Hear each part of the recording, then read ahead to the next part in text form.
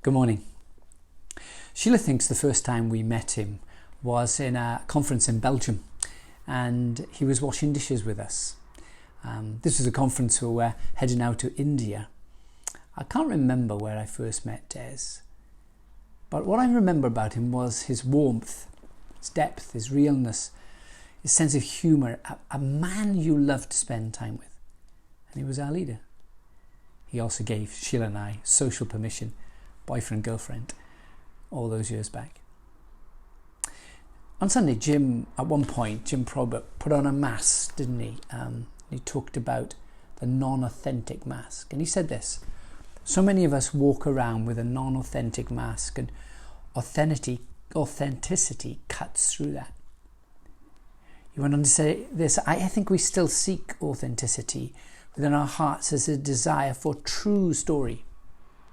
He continued, it occurs to me genuine Christian fellowship confirms the truth of the gospel. When people see us, they see Christ. Then the challenging bit. As Jim said, the stakes are high. What good is it if we preach Christ crucified, yet are known as a backbiting, negative, judgmental people? That was the bit that cut into me. And then I met Titus this week. It was almost a throwaway comment, really, of Paul in the Bible.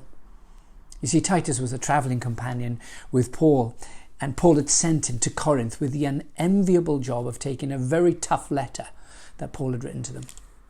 And Paul is so desperate to hear news of the church's response to his letter, he leaves Ephesus, where he has written a letter, and he travels up the Turkish coast, across the Aegean Sea to Philippi. And there he meets Titus, coming from the church in Corinth to meet him. And this is what he says. 2 Corinthians chapter 7, verse 6 and 7. But God, who encourages or comforts those who are discouraged and downcast, encouraged us by the arrival of Titus.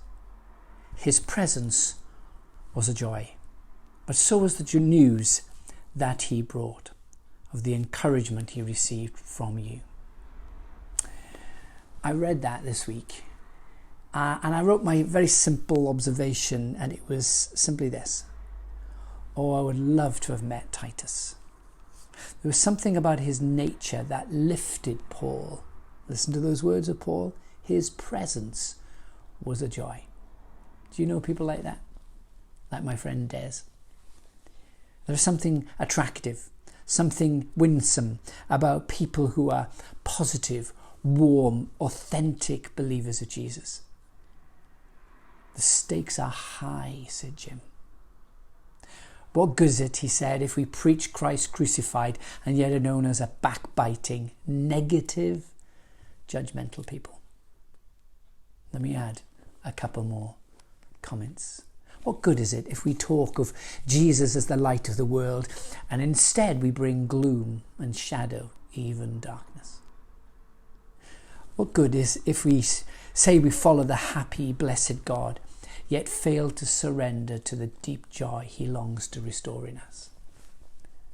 What good is it if I say I'm indwelt, even filled by God's Spirit, the one who comes alongside us, and yet fail to stand alongside my struggling brother or sister? What good is it if I say I'm a Christ one and fail to shine his light in a dark world?